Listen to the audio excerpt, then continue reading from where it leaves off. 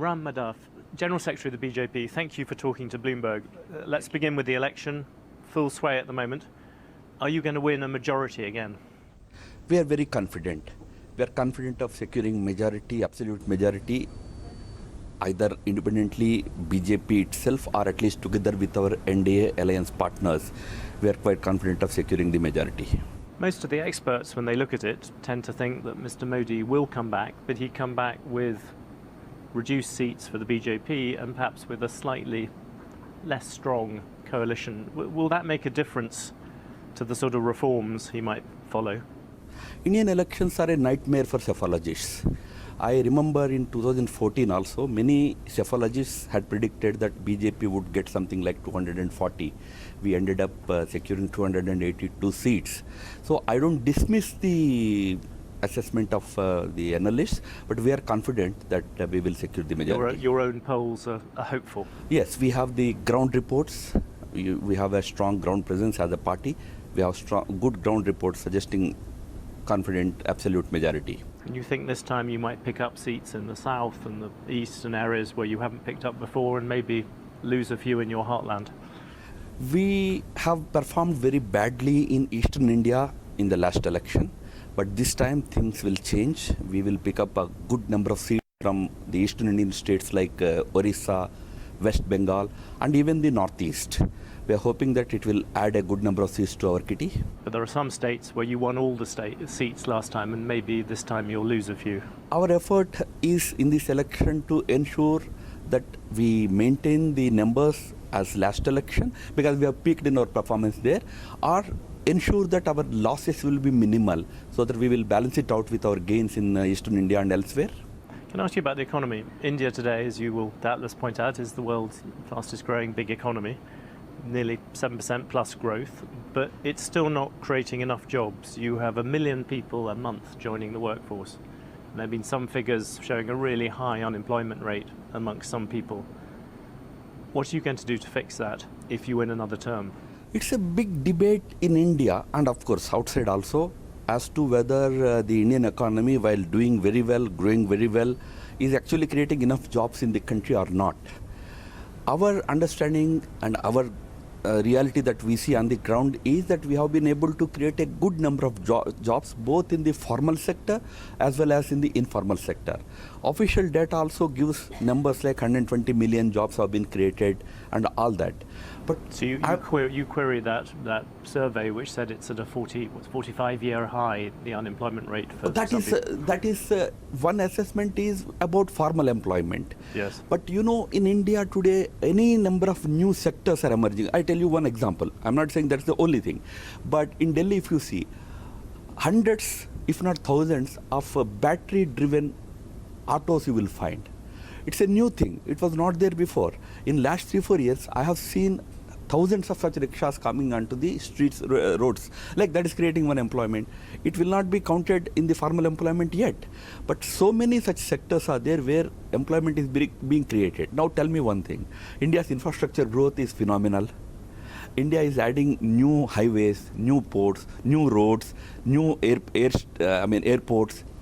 Without generating employment, we are doing this.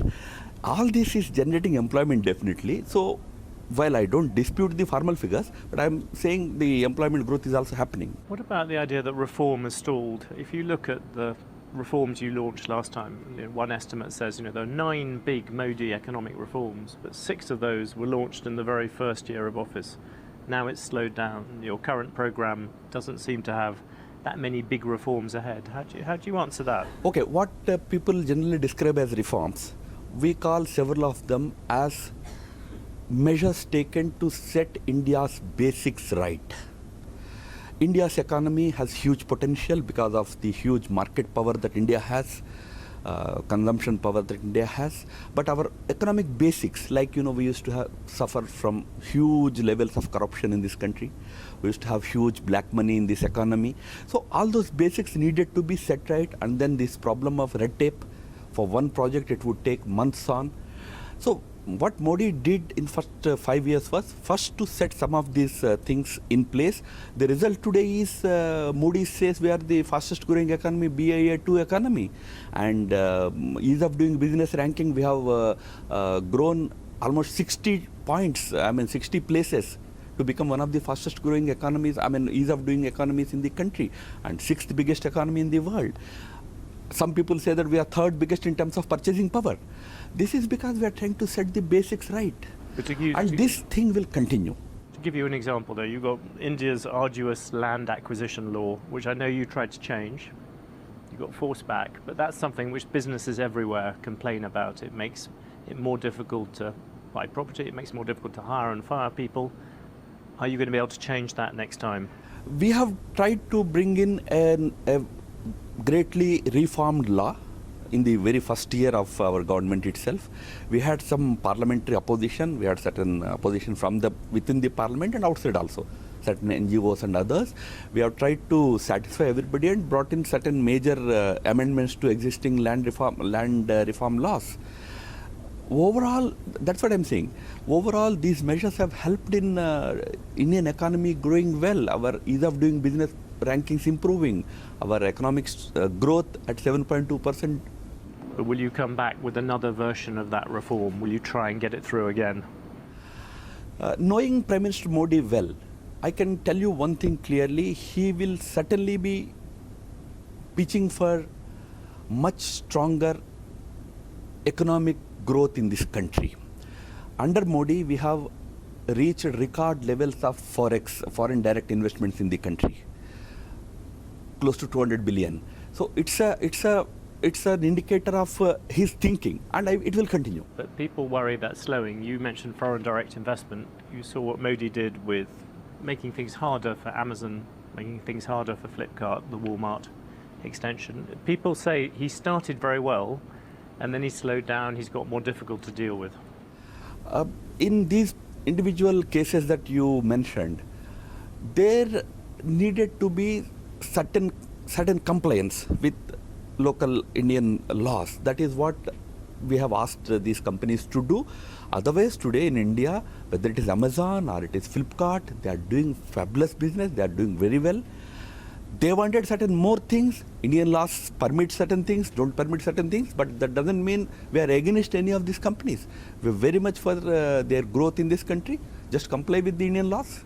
But do you worry that last time, you were seen as the big reformers? This time the main programs are a big sort of cash handout to farmers, talk of job quotas for government jobs. That, if you're an investor from overseas, that doesn't look like the reforming package. No, we don't.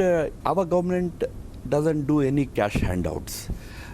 Our whole effort is to strengthen grassroots economy so that the purchasing power of the ordinary Indian also grows. That helps the business, that helps the economy. So the whole effort is through various measures to empower the last man on the street. I'm sure through no free handouts. In fact, Prime Minister's none of his 130 programs has any component of free handouts. But it empowers the ordinary citizens of this country. It will empower our purchasing power of the country. Can I ask about China? You're well known for taking a big interest in that. You've got the Belt and Road Initiative coming out. Why won't India join that? We have always maintained that there are two significant reasons for that. Number one being the sovereignty question involved. One of the projects under BRI passes through a territory which belongs to India and today in the occupation, under the occupation of Pakistan. So we said that since sovereignty question is involved, we cannot support the BRI initiative. But the bigger issue involved is, BRI is supposed to be a project that is supposed to benefit number of countries. It is supposed to be a multilateral project. But there was never any multilateral discussion over that project. It was a fait accompli offered to the countries. And India decided that it need not be accepted by every country as a fait accompli. These are the reasons why we felt we should be out of it. Do you ever see that idea from Washington that India is gradually maybe being pulled towards America, that China is taking a slightly more aggressive attitude towards its neighbors? It's trying to push out countries like India, countries like Japan, are beginning to pull back towards Washington. Do you think that's true? One of the major, you call it reforms or you call it changes that Modi has introduced in our foreign policy was the element of de-hyphenation. Our relationship with the USA is a standalone relationship. It is a traditionally strong relationship. We consider ourselves as natural allies. But that doesn't in any way impact our relationship with any third country.